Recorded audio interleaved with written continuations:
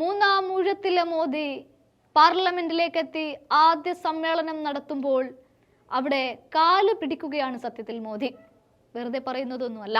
എല്ലാവരും തന്നെ പിന്തുണക്കണം, ഇനിയും ഞാൻ അതിനായി പരിശ്രമിക്കുമെന്നാണ് പറയുന്നത്. അതായത് ഒരു കാലുപിടുത്തം തന്നെയാണ്. സുഗമമായ 10 വർഷങ്ങൾ കടന്നുപോയി, പിന്നീട് വന്ന ഒരു 11ാമത്തെ വർഷത്തിലേക്ക് മൂന്നാമത്തെ ഊഴം എന്ന് പറഞ്ഞ് പ്രധാനമന്ത്രി കസേരയിലേക്ക് അത്ര രസത്തിലല്ലാതെ കയറിയിരിക്കുമ്പോൾ നിങ്ങൾ എന്നെ പിന്തുണച്ചേ പറ്റൂ, അതിനുവേണ്ടി എന്തൊക്കെ പരിശ്രമങ്ങൾ നടത്താവോ താനും തൻ്റെ കൂട്ടരും അത് നടത്തുമെന്നാണ് മോദി ഇവിടെ പറയുന്നത്. പിന്നെയോ മോദി പറയുന്നത് അതിനുവേണ്ടി അശാന്ത പരിശ്രമമാണ് ഇനിയും ഞാൻ നടത്തുക എന്ന് തന്നെയാണ് പറയുന്നത്. സത്യം പറഞ്ഞാൽ പ്രതിപക്ഷ ഭയം നിറഞ്ഞ ഒരു പ്രസംഗം തന്നെയായിരുന്നു മോദിയുടേത്. കാരണം പല തുലാസിൽ ഇങ്ങനെ ആടി ഉലയുകയാണ് ഈ NDA സർക്കാർ. ഒരിക്കൽ വലിയ മൃഗീയ ഭൂരിപക്ഷത്തിൽ അധികാരത്തിലേറിയപ്പോൾ 400ന്റെ ചട്ടവും വട്ടവും ഒക്കെ കൂട്ടി വന്നവർ ഇങ്ങനെ ചുരുങ്ങിപ്പോയി എന്ന് പറയില്ലേ, ആ ചുരുങ്ങിപ്പോക്കിന് ശേഷം അവർ പ്രതിപക്ഷത്തെ കണ്ടു. രാഹുൽ എന്ന അമരക്കാരനെ കണ്ടു. അയാളുടെ മൂർച്ചേറിയ വാക്കുകൾ കേട്ടു. അയാൾ നടന്നു നീങ്ങിയ വഴികളിലെ മനുഷ്യരെ മോദി പിന്നെയും കണ്ടു. അങ്ങനെ മോദി കണ്ടിടത്തൊക്കെ മോദിയുടെ ഗ്യാരണ്ടികൾ ഉറപ്പിച്ചു പറഞ്ഞു. പക്ഷെ കാര്യമൊന്നും ഉണ്ടായില്ല. ഉത്തരേന്ത്യ അടക്കം മോദിയുടെ കയ്യിൽ നിന്ന് പോയി.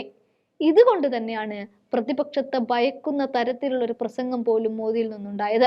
എന്തൊക്കെ സംഭവിച്ചാലും കുന്നുകുലുങ്ങിയാലും കുഞ്ഞാത്ത് കുലുങ്ങില്ല എന്ന് പറയുന്നിടത്ത് തന്നെയാണ് മോദി എന്നെ നിങ്ങൾ പിന്തുണക്കണം എന്നുള്ള ഒരു കാര്യം പറയുന്നത്. അതേസമയം രാഹുൽ എങ്ങനെയാണ് പാർലമെന്റിലേക്ക് രംഗപ്രവേശനം ചെയ്യുന്നത്, അല്ലെങ്കിൽ പ്രതിപക്ഷം രംഗപ്രവേശനം ചെയ്തതോ ഭരണഘടനയുടെ ചെറുപതിപ്പുമായിട്ടാണ്. മോദി നിങ്ങൾക്ക് മുമ്പിലേക്ക് ഈ ഭരണഘടന ഉയർത്തിപ്പിടിച്ചുകൊണ്ടാണ് രാഹുലും പ്രതിപക്ഷവും ഇന്ത്യ മുന്നണിയൊക്കെ കളത്തിലേക്ക് ഇറങ്ങിയതും നിങ്ങളെ ഇത്തരത്തിൽ താഴേക്ക് താഴ്ത്താൻ പറ്റിയതും.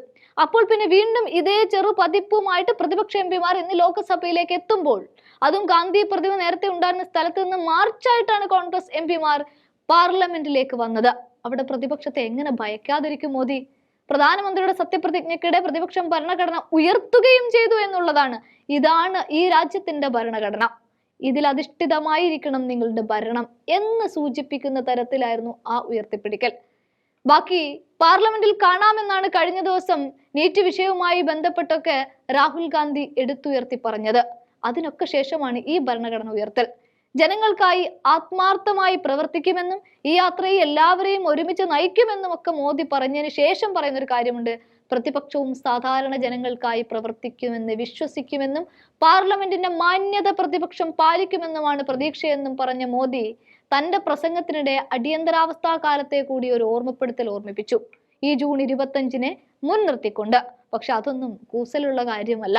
കാരണം പരീക്ഷണ ചൂളയിൽ നിന്ന് വിജയിച്ച് കയറി വന്ന് പ്രതിപക്ഷ സ്ഥാനത്തേക്ക് 100 അക്കവും തികച്ചിരിക്കുന്ന കോൺഗ്രസിന് മുന്നിൽ ഇനിയുള്ളത് ഭരണഘടന തന്നെയാണ്.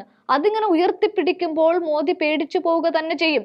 കാരണം ഇതിനെയൊക്കെ പിച്ചിച്ചീന്തി ഇല്ലാതെയാക്കാൻ വേണ്ടിയിട്ടുള്ള ഒരു 400 ഇന്ന് വെറും താഴേക്ക് പതിച്ചിരിക്കുന്നത്. അവിടെ വേറൊറ്റ പോയ കോൺഗ്രസോ 100ലേക്ക് കടക്കുകയും പ്രതിപക്ഷ നേതാവിന്റെ സ്ഥാനത്തിന് അർഹമാവുകയും ചെയ്തോടെ മോദി പറയുന്നത് എല്ലാവരുടെയും സഹായം എനിക്ക് വേണം, പ്രതിപക്ഷമായാലും ശരി നിങ്ങൾ ഞങ്ങളോട് നല്ല രീതിയിലൊക്കെ പെരുമാറണേ എന്നുള്ള രൂപത്തിലേക്കാണ് മോദി പോകുന്നത്.